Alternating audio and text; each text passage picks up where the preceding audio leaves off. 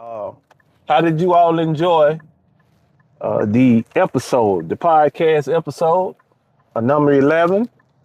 Really some practical ways to show your appreciation for the hardworking men in your life. Whether it's your father, your brother, your uncle, maybe even your cousin, whoever it is.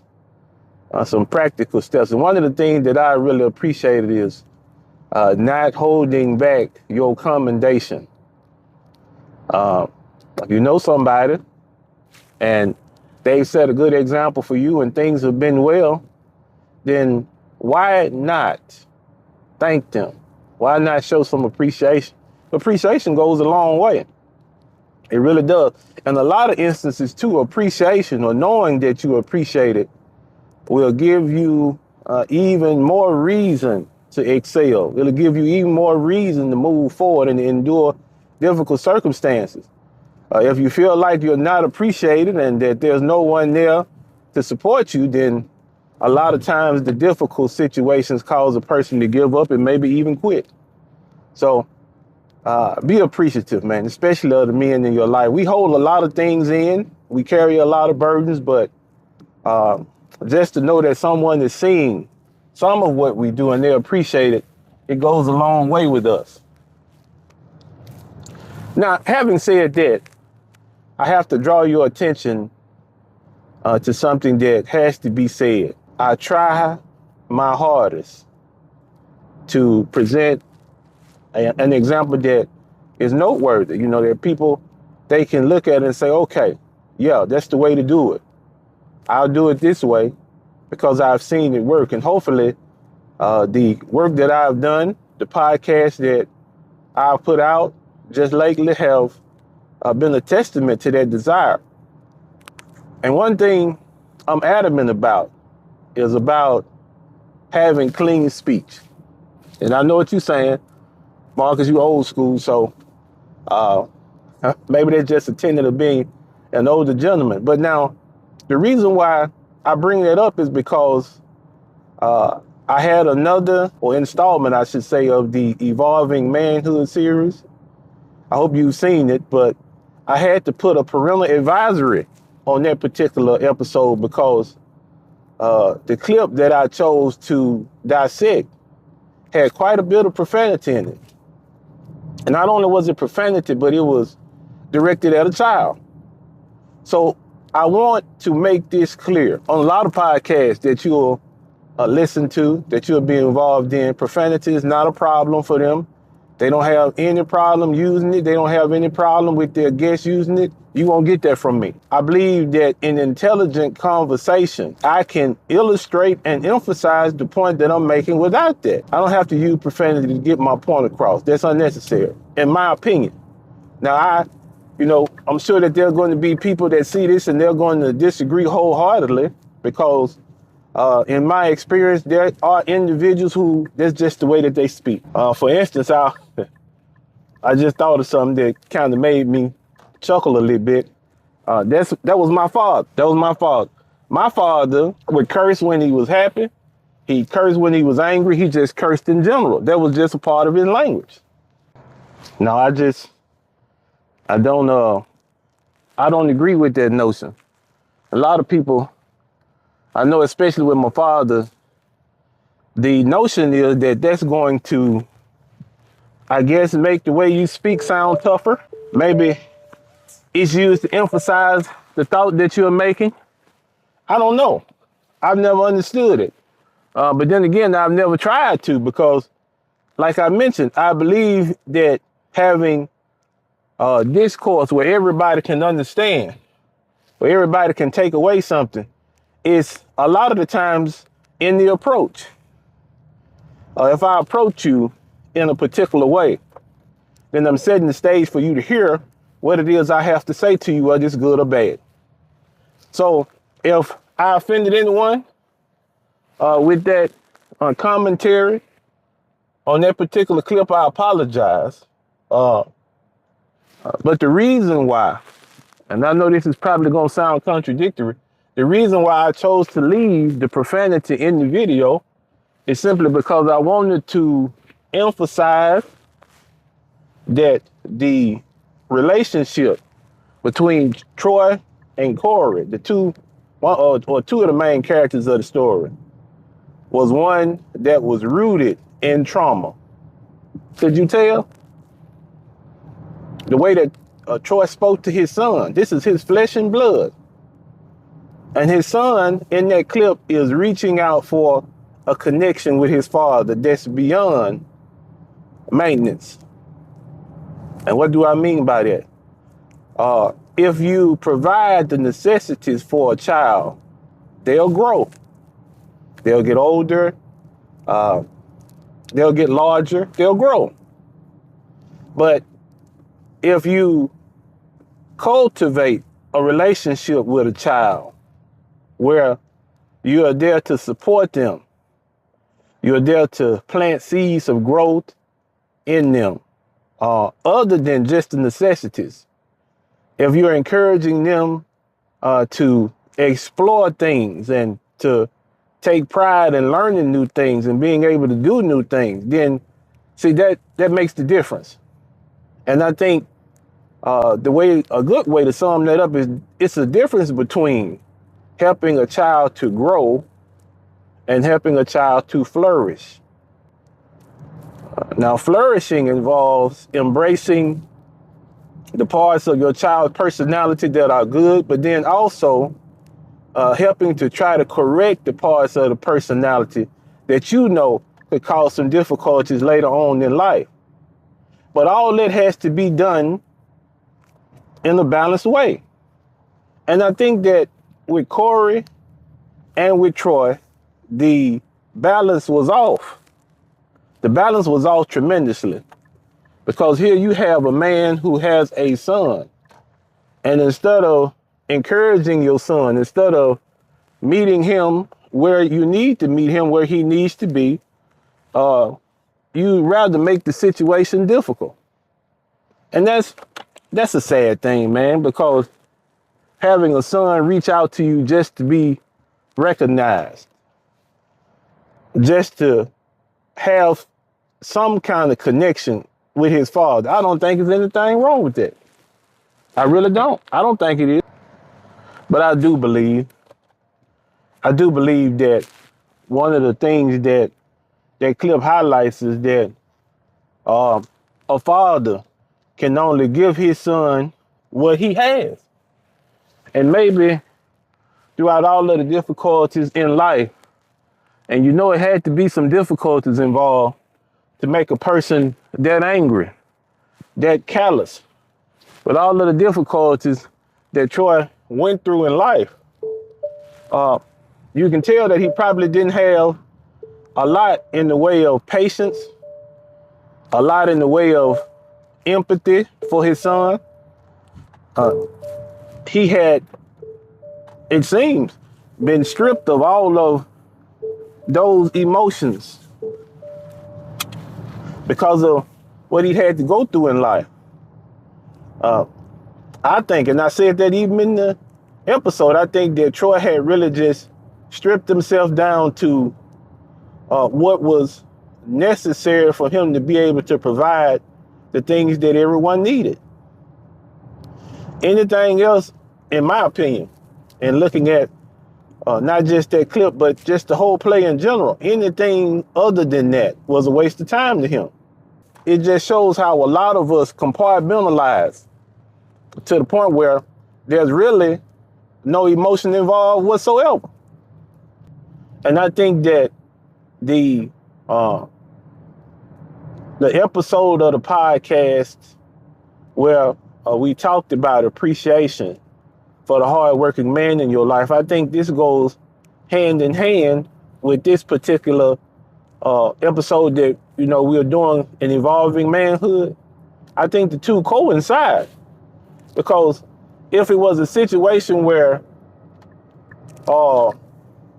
Troy felt appreciated as a man, I think the way that he approaches life would be different. It would be very different. It wouldn't be the same, because a lot of the things that he talked about, not caring about what people think of you, see, that's a response based upon the fact that you believe that nobody cares. Nobody cares. And so why put effort into being concerned about who cares? And I know that can be confusing. I know that it can. But one thing I want you to think about, especially if you can try to understand where Troy may have been coming from. It may be a time in his life that he tried to invest emotions in the situation that he was involved in, being a husband, being a father, being an employee. Maybe he tried to invest emotions at one point. And through difficulty, through trial and tribulation, and through pain, maybe he came to the conclusion that it was better to strip away the emotion and just focus on what's most important. Yes, surviving, having the necessities of life, that's important. It is. It is. But as men, I think it's important that we acknowledge that at times we will have to deal with the feelings of those around us. And I think being able to deal with those feelings successfully without allowing the emotions that's involved in the situation to overwhelm us, I think that's part of manhood. So I was going to bring that back to that, don't you? I think that's a part of manhood, being able to navigate sticky and difficult situations while at the same time staying in frame as a man, but then helping others around you to come to a conclusion that's going to be beneficial for them. So how can I illustrate that? Well, what I would say is that we go back to that clip of Troy and Corey. And here Corey is asking for a connection. He's asking for affirmation. He's asking for his father to express something other than the notion that he is a responsibility. And in this case, I think Corey might even feel like he's a burden. I think in that singular instance, it would have been wonderful if Troy had been able to express some appreciation for his son. If he had been able to tell his son that he loved him. If he had been able to say to his son that he looked forward to the future that his son was going to have, and that he had every belief that his future was going to be bright. Because when you have a person who comes up to you and asks a question, like the one that Corey asked, why ain't you never liked me? Honestly, that would hurt my feelings. I'd be hurt. Because here I am, and I'm under the impression that I'm doing the best to take care of and provide for my son. And in the midst of all of the difficulty that's involved in getting him what he needs, I have abandoned him from an emotional standpoint, right? Now, I believe in having, mental and emotional fortitude. I believe in that. I believe that everything that happens in life shouldn't be first judged through the lens of emotion. I think, as most of the men that I know, we look at things logically first, and then maybe emotion will come later on. But in some situations, especially when you are faced with the welfare of a person that you love, this is your son. And of course, as a father, you want your children to have the best life that they possibly can. Well, what if this is an instance where you can, and I think it was, you can add to your child's life? Because your estimation of your child goes a long way when it comes to their self-esteem, their self-worth, what they think about themselves. So in this particular instance, if he had affirmed his son, I do like you, son. As a matter of fact, I love you. You are my flesh and blood, and my intent is to see you have the best life that you possibly can. But I want you to understand that life is difficult, There are going to be challenges. There are going to be things as a man that you are going to have to surmount in order to produce a life that can benefit not just you, but everyone around you. See, that's the weight that men have to carry. That's a part of manhood. It's a part, if you're striving to be a man, if you're striving to truly exemplify manhood, you have to think about those around you. You have to think about what impact what you say and what you do will have on the people around you. That's a part of manhood. That's part of manhood. I think that's one of the better parts of manhood, because it really teaches you to have more of an embracing outlook when it comes to the people around you. You have a vested interest in making sure that they do well. It's like I have a team of young men and women that I'm responsible for, and I take a lot of pride in helping them to grow and to mature and to flourish. But you have to be able to do that. You have to be able to separate the responsibilities and the strategy that you use to take on the outside world from the responsibilities and the strategy that you use to take care of your family. It has to be more involved. And I know what you're thinking. You're saying that's a lot. And I agree. It is a lot. It's a lot to have to do. It's a lot to have to think. What is the reason why, as a man, you're working so hard? Why was Troy working so hard? He was even working during the clip. Why do we as men work so hard? We work so hard to take care of ourselves and our families. But now let's focus on the last part of what I said, to take care of our families. If you're working so hard to take care of your family, don't you want to see them benefit from the work that you do? And one of the ways that a family benefits from the work that a father does is the reassurance that there is someone there who, despite the difficulty, despite the problems you may face, there's someone there that is resolved to help you walk through those difficulties and those problems. Isn't that a part of being a father? I would think so. I know so. So being able to come up with a strategy where you can deal with your family in a way that provides them reassurance, not only financial reassurance, but emotional stability.